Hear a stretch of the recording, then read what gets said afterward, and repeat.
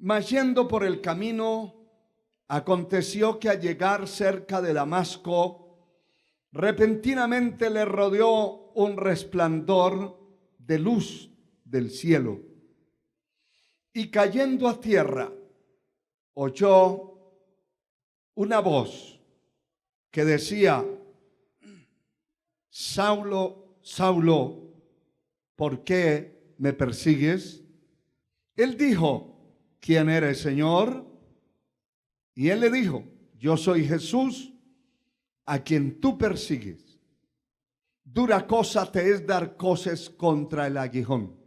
Él, temblando y temeroso, dijo: Señor, ¿qué quieres que yo haga?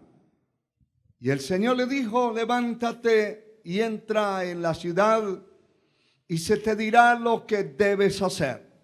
Los hombres que iban con Saulo se pararon atónitos, oyendo a la verdad la voz, mas sin ver a nadie.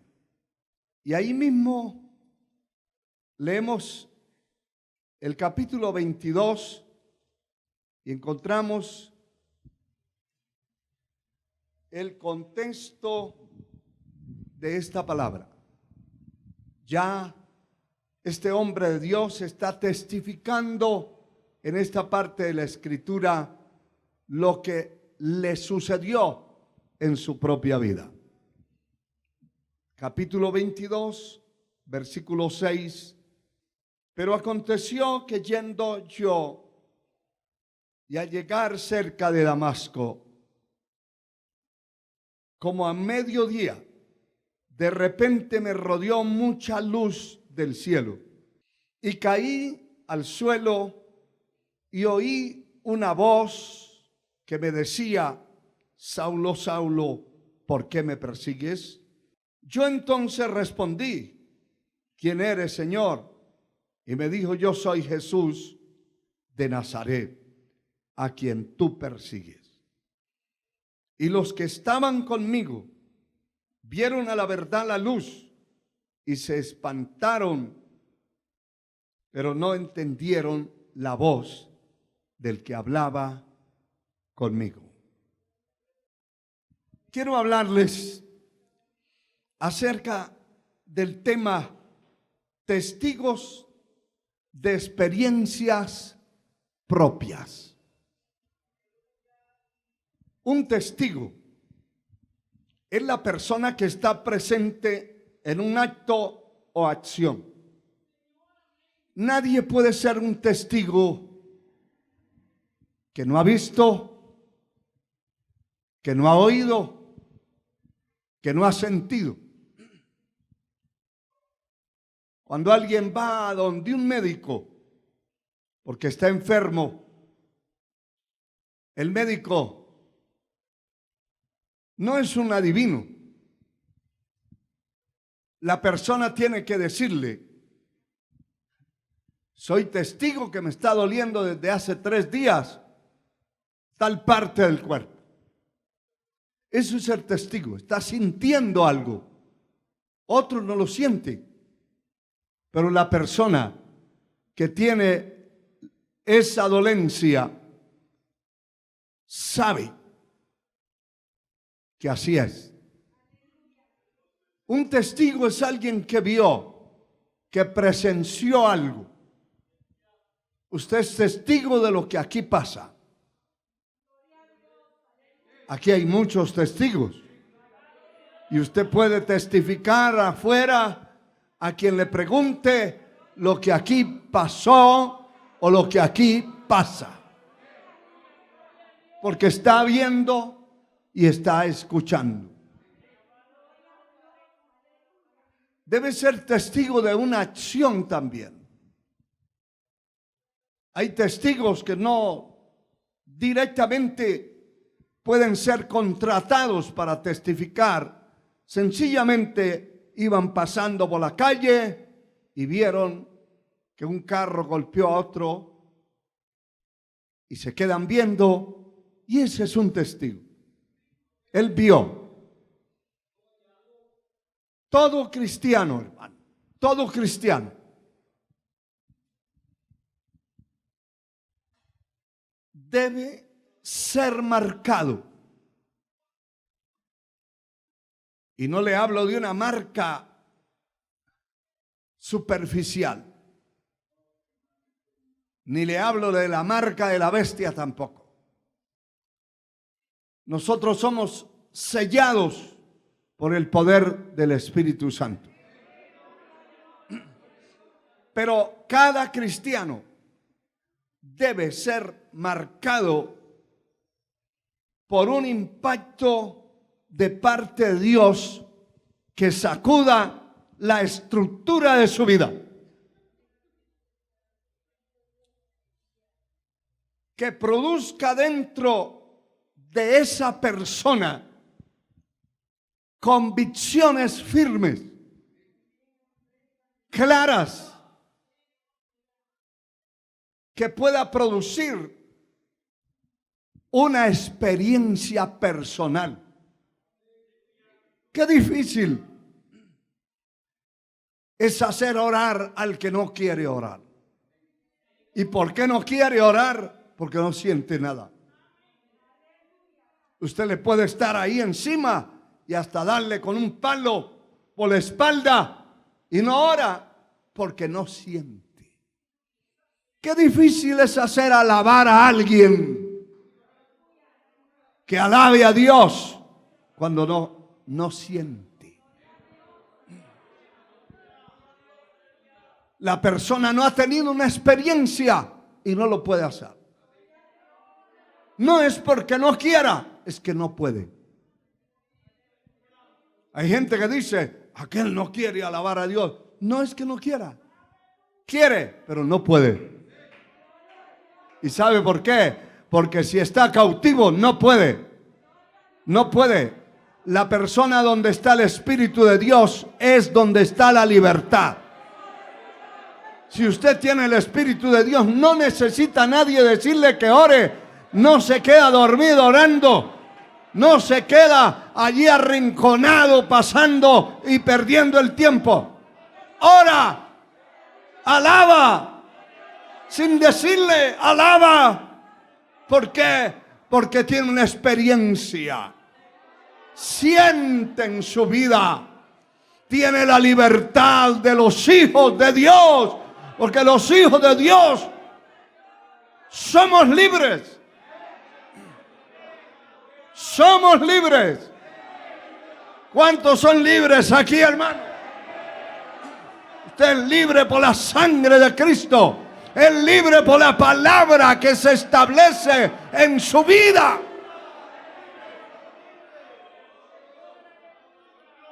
El que no lo hace es que no puede. Y por eso hay que orar por esos que no pueden. Por aquellas personas que no pueden. Gloria al Señor. Porque están cautivos. Y están cautivos de alguna manera. Y de alguna forma el enemigo los cautivó. Y entonces no pueden alabar. Bendito sea el Señor.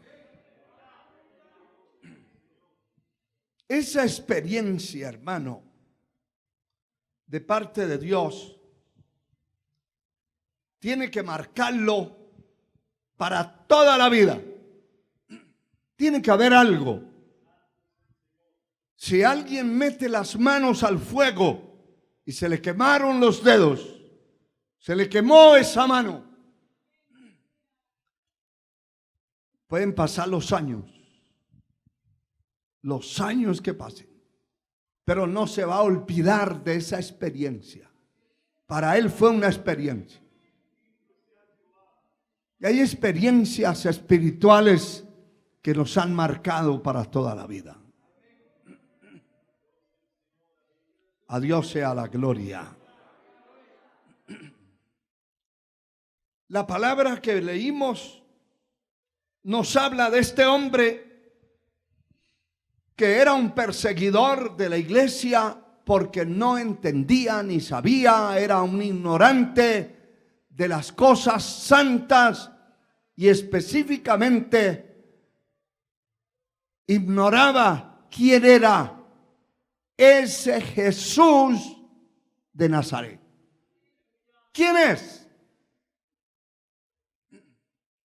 Por su ignorancia persiguió a los creyentes, arrastrándolos por las calles, llevándolos a las cárceles y haciendo un montón de cosas, matando también porque tenía autorización de los religiosos de su tiempo. Dice literalmente que tenía cartas de los principales sacerdotes para perseguir a los cristianos. Él estaba autorizado por el gobierno y por los religiosos de su tiempo. Así que si mataba a alguien, eso se quedaba ahí. Si los arrastraban y los paleaban en la calle y los llevaban a la cárcel, eso era difícil que saliera, porque estaba autorizado. Pero un día, dice la palabra, que un día iba de camino y aconteció a llegar cerca de Damasco que repentinamente lo rodeó un resplandor de luz. Y era de día y estaba alumbrando el sol. Y eso es muy importante entender, que la luz que emana de Dios, del cielo, de su presencia, no se puede comparar con la luz del sol. Definitivamente es más fuerte, más potente. ¿Cómo la vio?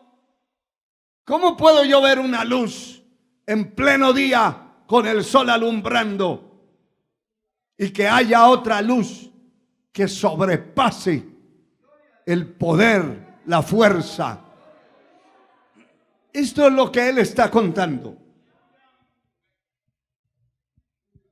Cayó al suelo, cayó a tierra. Algunos dicen que cayó de su caballo. Aquí no habla de caballos. Aquí dice que cayó a tierra. Y una voz del cielo decía: Saulo, ¿por qué me persigues? Y él dijo: ¿quién eres, Señor? Y él le dijo: yo soy Jesús a quien tú persigues. Dura cosa te es dar cosas contra el aguijón. Y aquí aquí empieza la experiencia de su vida. Dice que él, temblando, verso 6, y temeroso, dijo: Señor, ¿qué quieres que yo haga? Él había escuchado el nombre de Jesús de Nazaret, pero perseguía a todos los que le servían a él y pensaba que estaba en la verdad, pero estaba equivocado, extraviado, engañado. Pero ese día se le revela el Señor y le da una experiencia extraordinaria. Él había oído muchas voces. Cualquiera de nosotros puede escuchar las voces que quiera, pero la voz de Dios es única. Y la voz de Dios no simplemente habla al oído como alguien que se le acerca y le dice algo a usted. No, la voz de Dios penetra. La voz de Dios se va a los huesos, a los tuétanos. La voz de Dios se va al alma, al espíritu. Este era un hombre que tenía muchas prerrogativas, muchas garantías humanas, sociales, intelectuales, y no iba a sacudirse por cualquier cosa. Pero allí se sacudió, porque delante de la presencia de Dios tiembla la tierra, el viento obedece, el mar obedece, el diablo obedece, el infierno obedece. La sangre de Cristo tiene poder. Aleluya. Él temblando dijo: ¿qué quieres que yo haga? Y el Señor le dijo: levántate y entra en la ciudad y se te dirá lo que debes hacer. Y aquí viene otra parte importante, interesante.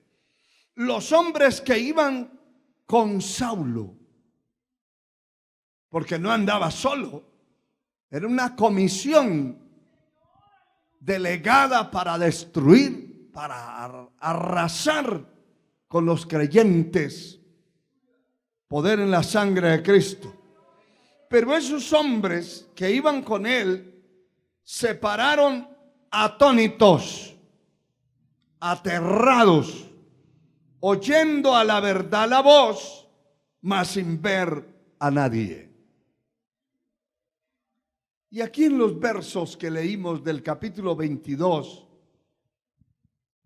el verso 6, él cuenta que lo rodeó una luz de repente y habla de la hora. Dice: yo iba a Damasco como al mediodía. Y eso resalta el poder de esa luz. Porque cualquier candelilla alumbra de noche, pero no cualquier luz alumbra cuando el sol está alumbrando. Pero como a mediodía, y de repente me rodeó mucha luz. Qué maravilla, hermano. Mucha luz. Y él entendía que esa luz venía del cielo. Y caí al suelo. Oí una voz que decía: Saulo, Saulo, ¿por qué me persigues? Y yo entonces respondí: ¿quién eres, Señor? Y me dijo: yo soy Jesús de Nazaret, a quien tú persigues. Y los que estaban conmigo vieron a la verdad la luz. Oiga esto. Vieron la luz los que estaban con él y se espantaron solo de ver la luz, pero no entendieron la voz del que hablaba conmigo. ¿Qué nota usted en esta palabra? ¿Qué está entendiendo?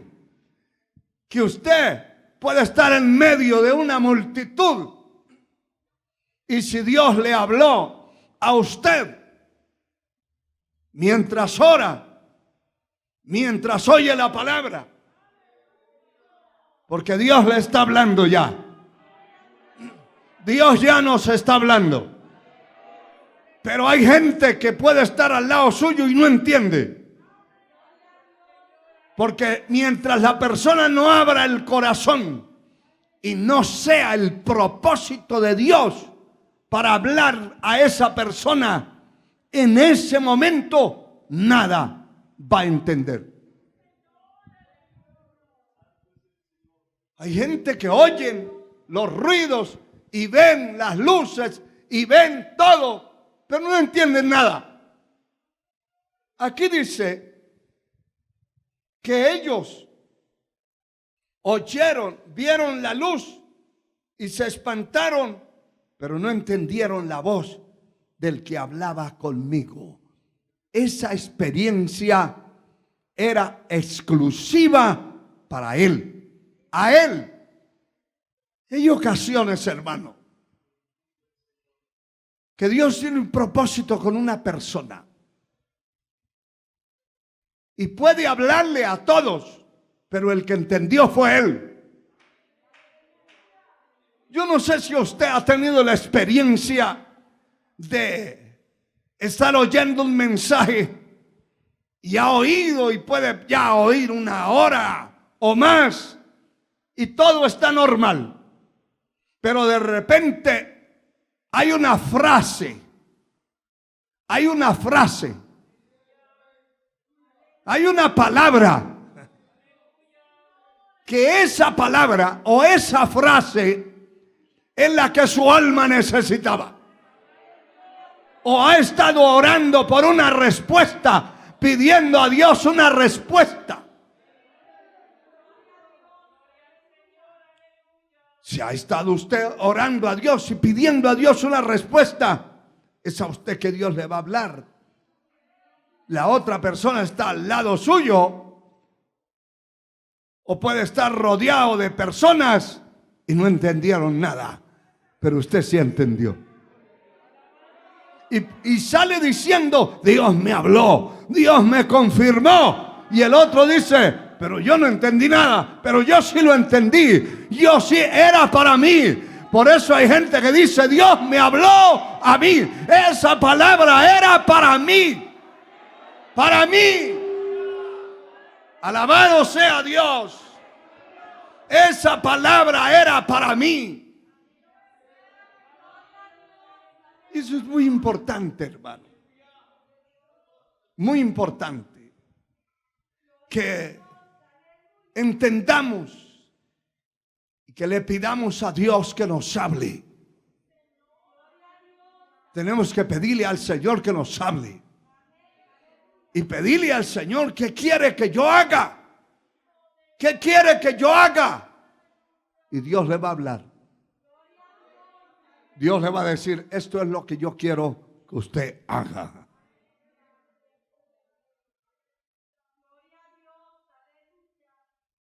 Aleluya.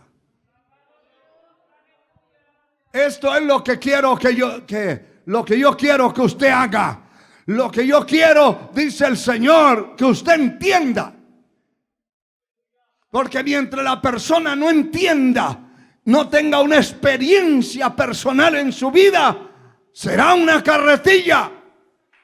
Habrá que estarlo empujando. Habrá que estarle diciendo: ya es la hora de ir al templo. Habrá que estarle llamando, motivándolo.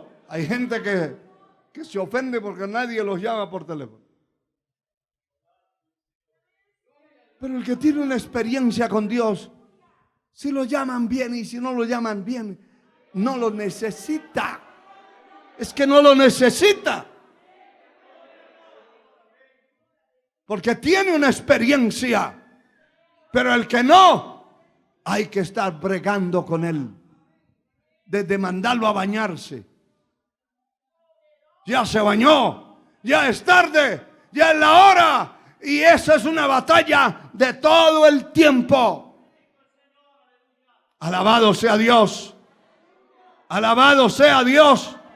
Porque la persona tiene que tener una experiencia. Y cuando tenemos ese impacto en nuestra vida, caminamos solos. No necesita decirle: hermano, si usted tiene una necesidad, quédese otro tiempo a orar el día viernes. El que no tiene esa experiencia, arranca y se va. ¿Qué importa? Pero si yo tengo una necesidad y he sido impactado por el poder de Dios, yo quiero llenar mi vida. Quiero asegurar mi vida. Porque tenemos un enemigo alrededor buscando a quien devorar, a quien destruir, a quien tragarse. Poder en la sangre de Cristo. Esta experiencia fue personal. Para él. Para él. Él vio la luz. Él escuchó la voz. Y oiga, él entendió. Aleluya. Ellos se espantaron, pero no entendieron. Porque la palabra no era para un grupo, era para esa persona. La palabra era para él. Gloria al Señor. Para él era esa palabra. Quiero que lea conmigo en el libro de Génesis, el capítulo 32, encontramos un relato poderoso que nos habla y nos muestra acerca de lo que estamos predicando, desarrollando, escudriñando en la palabra. El capítulo 32, verso 24 dice: así quedó Jacob solo y luchó con él un varón hasta que rayaba el alba. En primer lugar,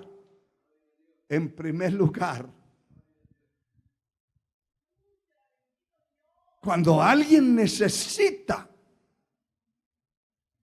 en su vida, debe luchar, no para medir sencillamente un tiempo, que si se establecen 30 minutos de oración, llega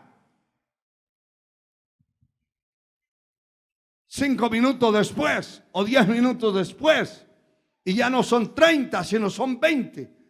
El que tiene una necesidad se va a enfrentar en una batalla y en lugar de llegar los 30, va a llegar los 60. Va a orar una hora por lo menos. Va a ponerle más cuerpo a la oración porque está peleando una batalla. Este hombre tenía un nombre, que su nombre tenía un significado de derrota, de fracaso, y que el que lo veía en él un tramposo, una persona, un ladrón, alguien que no se podía confiar en él.